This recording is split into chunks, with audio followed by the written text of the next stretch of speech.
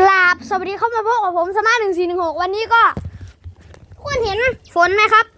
นั่นแหละครับพายุเสร็จพายุเพิ่งไปนะครับนี่เปียกทุกคนคงยังไม่รู้สินะว่าผมจะถ่ายอะไรให้ดู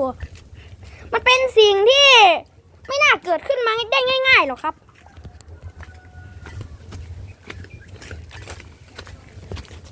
นี่ครับทุกคนเห็นอะไรไหม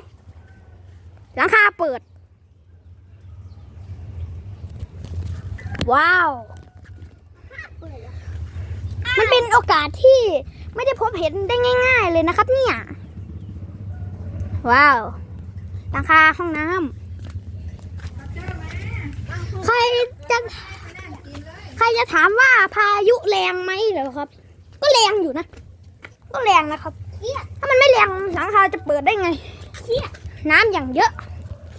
ฮ้ยถ้ามาจนได้ น้องผมนะฮะก็จบคลิปเพียงเท่านี้สวัสดีครับถ้าใครชอบก็อย่าลืมกดไลค์กดติดตามนะครับเพื่อจะได้ไม่พลาดคลิปใหม่ๆนะครับทำอย่างนี้ก็บ๊ายบายครับ